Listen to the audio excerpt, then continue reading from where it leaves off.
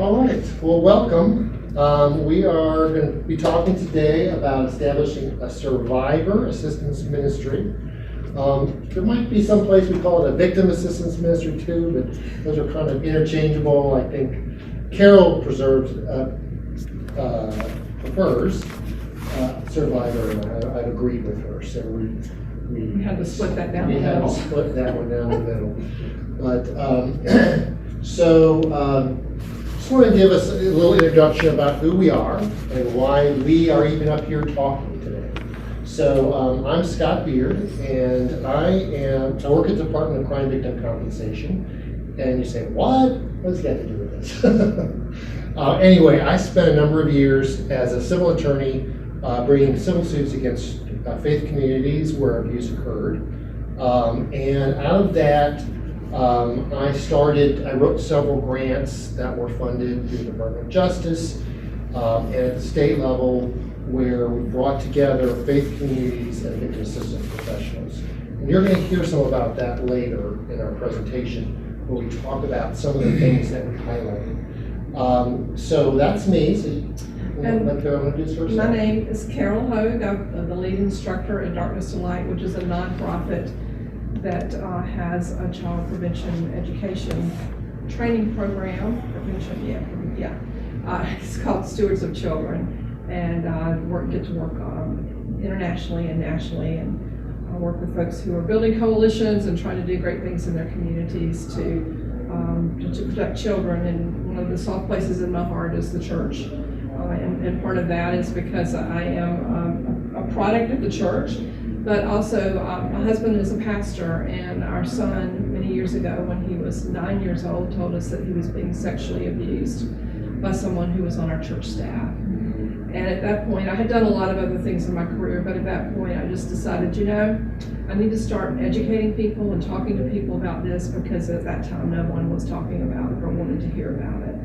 And it went from a very small thing to a very large thing, because when God sets you on a path and says, this is what I want you to do, then He opens the doors when they need to be opened. And so I've had the privilege of doing a lot of different things and being in a lot of different places and meeting great people along the way who are involved in this work. So it's my honor and privilege to be here and to share with you a little bit from what it's like to be the mom of a child who is a survivor.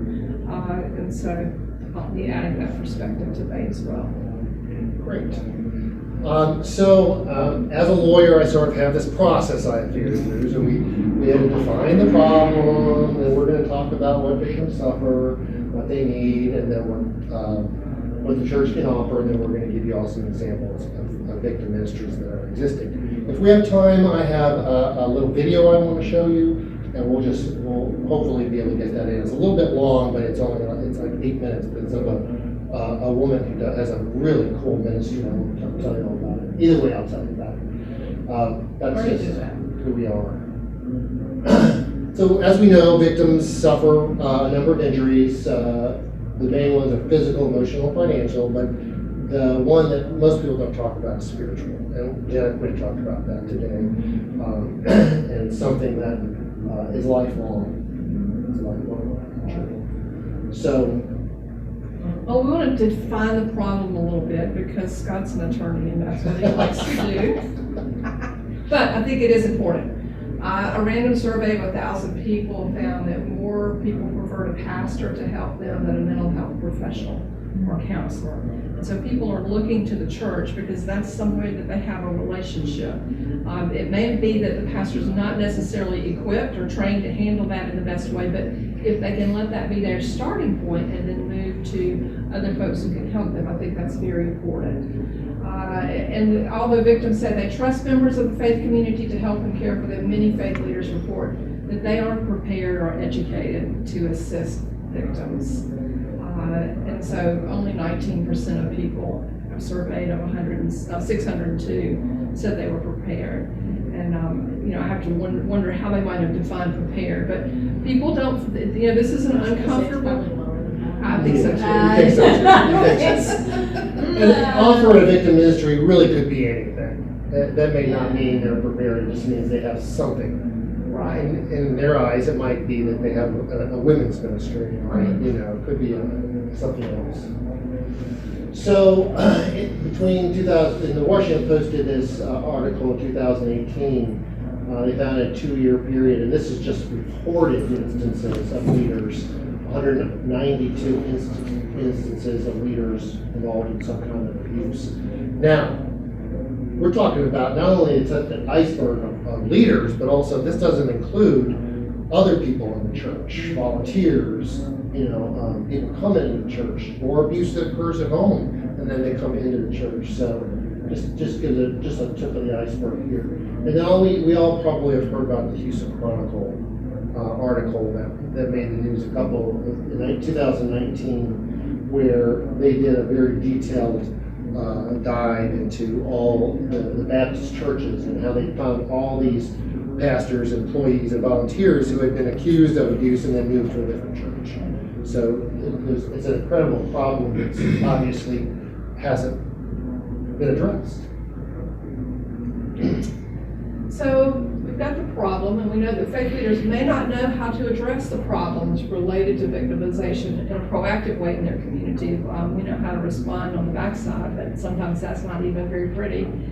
A lot of people in the faith organizations don't know where the resources are, and they may not be able to make appropriate referrals to people for social services and other services. Victims hear messages in their faith communities that, if misinterpreted, may cause spiritual or emotional issues. You know, and I think Jenna talked about that a lot today. Is you hear the scripture, and you know, you are worthy and you are perfect and you are a daughter of the King, and yet these horrible things were done to me, and I don't feel very clean. I don't feel very pure. I don't feel worthy. And so, how do you line that? How you feel and how your experience has gone with what theology says. And so how do you work through that process, and who helps you work through that process, given that most pastors and church leaders are not comfortable dealing in this area? And so and part of that is because they don't have the knowledge and the information. And many faith leaders believe they can solve all the problems, but the church is not meant to be the one-stop shop. We're there to talk about spiritual things, and we're there to provide support and encouragement, but we can't be everything to everyone. And I think the sooner we recognize that, the sooner we can start helping people heal and get to the services they need and provide what we can provide for them within the walls of the church, but also know that there's some great resources out there and people who are highly qualified to offer those resources. And yeah, one of the examples that I like to give is that, you know, you've got the abuse occurring in this faith community, and yet you want to then help the victims. Well, you can't help the victims where the abuse occurred, because not only did you allow it to happen, but then you're obviously not prepared to help if you even didn't know what was going on. So it's like, why do faith communities feel like they're the ones that have to take responsibility to solve the problem or heal the victim when they're the ones who caused it? Now, having the referral sources and the ability to work with other professionals in the community is a much more healthy way to go, and to add any support that the victim wants, you know, to make that available. So this is the flip side. Victim service professionals have the abilities of offering the practical knowledge and resources, and they have the expertise in working with victims, but they don't know about the spiritual crisis part.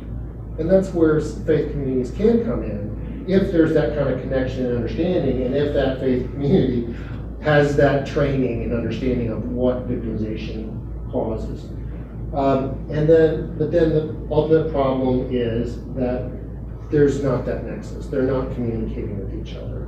And those are some of the projects that I've tried to do. I had a national DOJ project, which was going into 5 urban areas and trying to get victim assistance professionals to work with faith communities. It didn't work. It worked to a certain extent, but as I was telling Carol afterward, we wrote this big grant, gave these folks a bunch of money, Gave them 3 years to do it, and then when we took the money, when the money was gone, it fell apart. There was nothing to show. But what happened was that me, Scott, learned something from that, and that is the design was bad. Design, going in and giving money is not the way to do it. And so when I wrote the grant that we'll talk about more in South Carolina, it's a statewide grant, it's shining a light on those programs that are already doing it. There are lots of examples of faith communities and victim assistance professionals working together. It's just we gotta shine a light on that, and then other people can see what they're doing and hopefully replicate it in their own communities. So that's what we've tried to do. So every faith community is different, we would agree, correct? Even if, like, I'm Southern Baptist, every Southern Baptist church is different, but then we have lots of different denominations and groups, and so every community is different. We have a different organizational structure. Our community that we serve is different. Our personal interactions are different. So it means that this is not going to be a template where you plug in A, B, C, and then you get D, and it's wonderful. It's going to be something that has to be modified and tailored to each community, knowing that we may come together as a group and think, oh, we're going to do this and it's going to be great. And Steve's worked with a lot of community groups, and so Steve knows that you bring a group of people together and you may have an idea of what it is that you think you'll accomplish and how you'll accomplish it, but they'll bring their ideas and their beliefs, and it has to be something that everybody buys into. And so there's not a one size fits all, and that's okay. But what we want to do is present some ideas so that you can take those and see what kind of cake you can bake with. Yeah, and we just want to really, talk just a minute on spiritual crises. What victims are asking? They're in crisis. This happened. I gave an example of Carol earlier. I was representing a victim of pre-sexual abuse, and he believed that through his tradition, which was Catholic, that the priest was God on earth. This priest was molesting him. So his thought went to, God is molesting me. So for the rest of his life, that was his reality. And so, people who are in abusive situations and are also brought into a particular faith, they start asking, why did God allow this to happen to me? I mean, I thought this was a loving God. And then start thinking of themselves as not being worthy or damaged goods.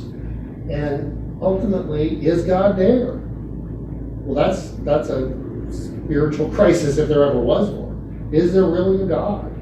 So, the point of abuse to spiritual crisis is strongly connected. And takes some work to undo. I mean, it's not something where there's not a quick fix. It takes a lot of hard work, and it takes a willingness of someone to walk beside you and with you and encourage you and to help you process things. And sometimes that's a professional, other times that's someone who is just a really good friend or a spiritual mentor. But that issue is there, and that looms larger than missing work for a counseling appointment, or that's something that weighs heavy on just our person, and so that's a hard thing, but needs to be dealt with. So, faith communities often fail to understand the needs of victims because they're not prepared. We talked a lot in our last session about what they can do to be prepared, but not only the spiritual, but there's often practical things that they can do. And I always go back to this quote, and it's the prosecutor in Charleston who handled all the child sexual abuse cases. And she told me she'd been there for 30 years, had many, many cases of child sexual abuse that she prosecuted, never had anybody for the victim, ever, in 30 years, and often had people there for the perpetrator. And this then along comes the Hogues. The Hogues are there with half of their congregation when the man who harmed Wesley was sentenced, and so they were there in support of us. And I really didn't realize what a a special thing that was, until Scott and I talked about that just recently. And so even going to court to support the victim is very important. I mean, you really can't say anything, but your physical presence speaks volumes not only to the family and the child, but also to the other people that are in the courtroom. Because that doesn't happen, the whole situation doesn't happen privately, it's a very public thing. And I can tell you, as a lawyer, it means something to the judge. I mean, the way he reacts, the way he sentences, the way he handles the case, if he sees a whole group of people there for the victim, he's gonna take notice of that. They know who's in the courtroom. That makes a huge difference. And who's often believed. You know, the victim's not often believed. So, There's a seat down here. Let's put this slide you weren't supposed to tell. I was wondering what that was earlier. There are little chiefs. Yeah. Be prepared now. You know, we don't want to wait until there is a crisis looming, although granted, I'm sure there are people in your congregations right now who have experienced this, who maybe haven't talked about it or disclosed it, but they're struggling with it. Jenna Quinn talked about the fact that there are 42 million adult survivors in the United States. They're sitting in our pews every Sunday. And so these are people who are hurting, and probably many of them have never told their story to anyone. And so one of the things that you should do as you're beginning to think about a victim assistance ministry is to have, you know, we talk about policies and procedures for the church, but we also need to have a pretty tight policy and procedure around these folks and their activities, because when you're dealing with people who've been victimized, you're dealing with some people who are in some emotionally difficult places, and they are emotionally needy. And the last thing that you want is, are y'all familiar with the term codependent? A codependent person coming in and just latching onto that and taking care of all their problems for them, because that's not healthy for anybody. And so you want to maintain those boundaries and make sure that you know, that there are certain things you do, there's certain things that you don't do. I mean, there are just some ways that we do things, and this is how we do it. And it needs to be in writing so that people have that and can reference that. And then establish a care team. Get together a group of people who feel called to do this and who are comfortable, because if they're not called, they aren't going to be comfortable. This isn't somebody you can say, hey, I got a task for you. And you're going, no man, I'd rather pick up trash on, you know, it's a certain person who's going to do this and who's going to deal with these families and walk in their shoes for a little while. And so you want to create a care team. And just going down a little bit further, is a care team can be a little different in every different faith community. It could be one person who's trained and acts as the focal point with a crisis number available, or it could be a whole team of folks, in a large faith community. And the other thing is, you got to think about with those folks is self-care, because if they're dealing with these very difficult issues, they also have to be taken care of as well. We just need to recognize that the faith community has an obligation to keep kids safe. Our church should be a safe place for children to go to. It should be a sanctuary. Provide that child with practical protections, making sure that if that abuser is a member of that congregation, that individual is never going to be seen in the children's area, that individual never goes to the restroom by themselves, and that children never go to the restroom by themselves. We need to have leadership that will communicate that abuse is not okay, and to do it in a very forthright way, and following the examples that we've seen this morning.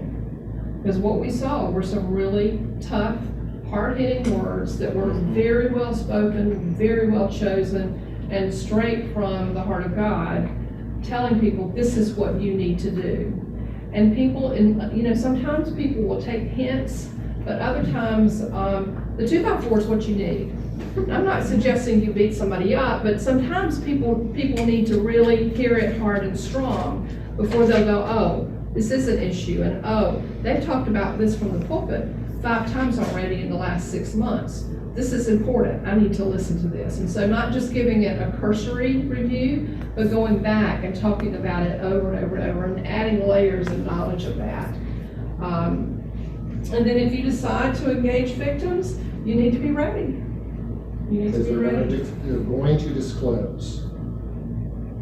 More likely than not, if you don't have things in place, if you don't communicate your plan and policies, which is part of developing your policies and procedures, is then communicating it to the church. And once you do that, more likely than before, you're going to get disclosure, so you have to be prepared for that.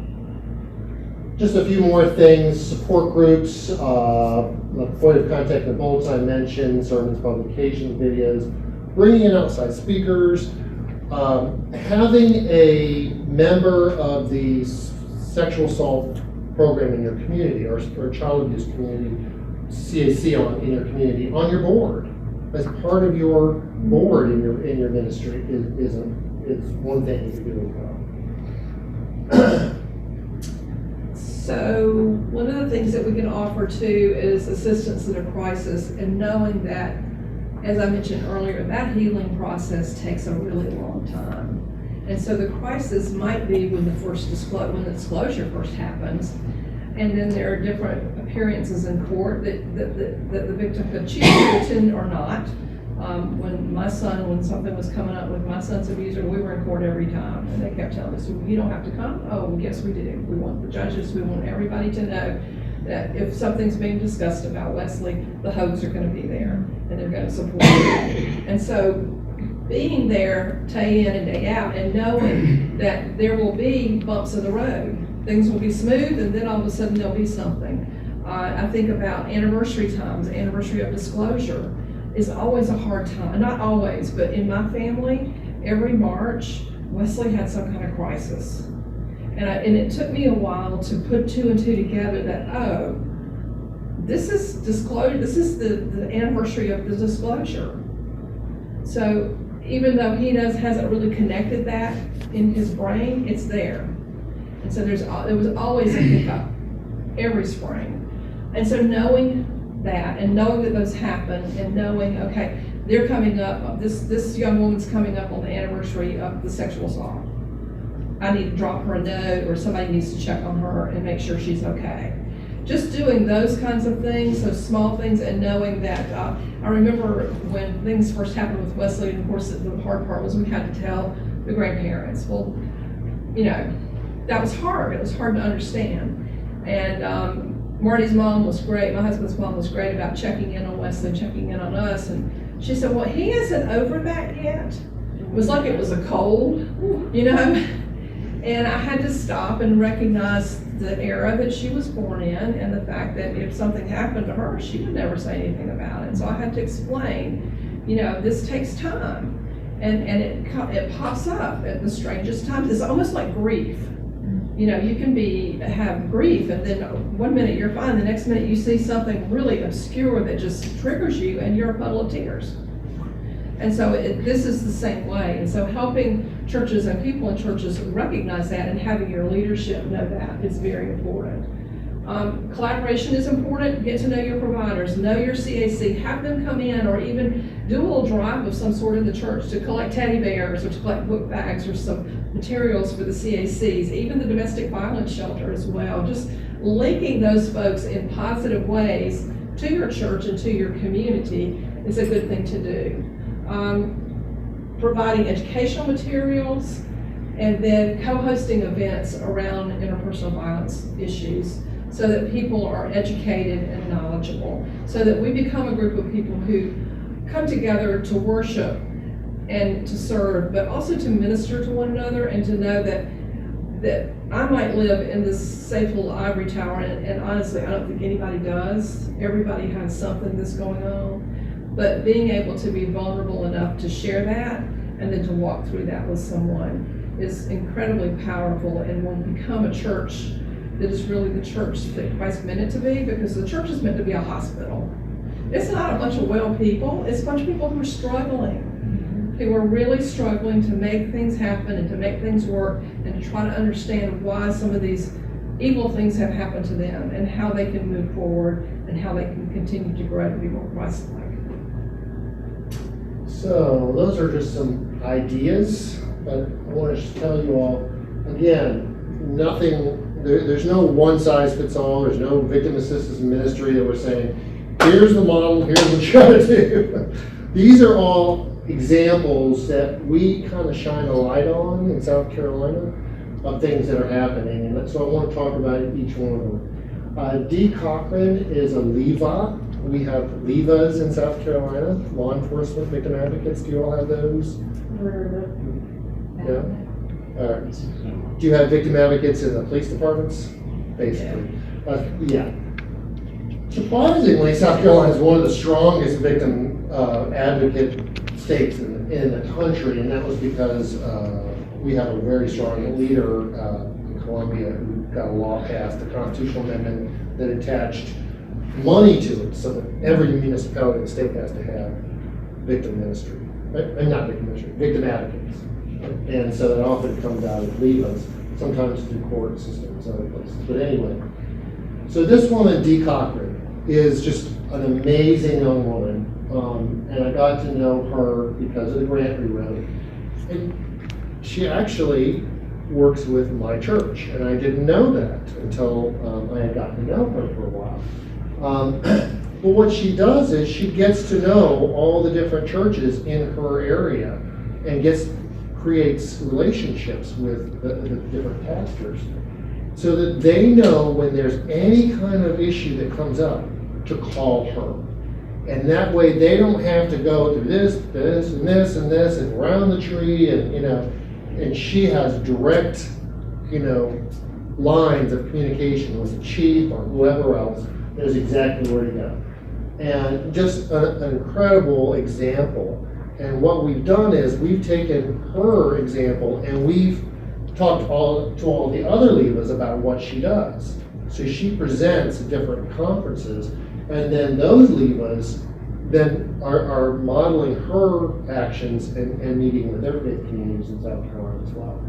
And does she not, if she has someone who needs something, like I know that this church has gift cards for groceries, or I know this church has housing, or this church has this, she knows where the resources are so that she can kind of cherry pick and say, I've got somebody who needs some things, can you help? Exactly, yeah. So the Juliet Valentine Center is the CAC in Greenville, South Carolina. And this is the very unique one that I was telling you all about, and I got to know her, and we can watch her video clip in a minute. She is a chaplain, and she works with the Child Advocacy Center. I'd never heard that before, and I don't think anybody had ever really established something like that until she developed this program with the help of many other people. But we'll hear from her in just a minute. This is a very unique program in Myrtle Beach. So I heard this whole story, and I'm gonna try to encapsulate it. It's fascinating. But so Myrtle Beach, is a town. It's a tourist town, like Nashville, but in a very different way. In that there's a whole seedy underbelly, and which a lot of these towns have now. So what was happening? They had these international students who were flying in to Myrtle Beach, and these bad men would meet them at the airport, and they would offer them a ride, and they would then eventually get them into human trafficking. They'd start having, take them to the strip bars and the different places, and they'd start them out as waitresses or cooks, but then they'd have them eventually get into the other parts of it. So this ministry figured out what was going on and actually headed these people off at the airport and would bring them to this safe house until they could get settled with the host families that they were actually supposed to be coming there to be with, or they would actually set them up with host families. But it's just an incredible story, and the impact that they've had is amazing. And it's actually a nonprofit working with a number of churches. And so all the churches are the ones who are offering the host family sites and those sorts of things. So it's a wonderful, wonderful example of ministry and victim services.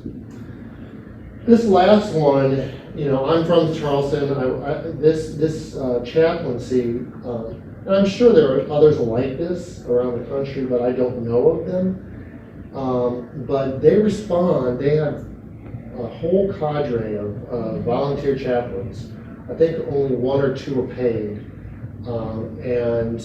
They respond to every victimization if they're called out by the police. So that if the police arrive at a scene where there's a victimization and they think a chaplain would be a good person to have on the scene. And it's not only crime victims, it's also bad traffic accidents or homicides or suicides.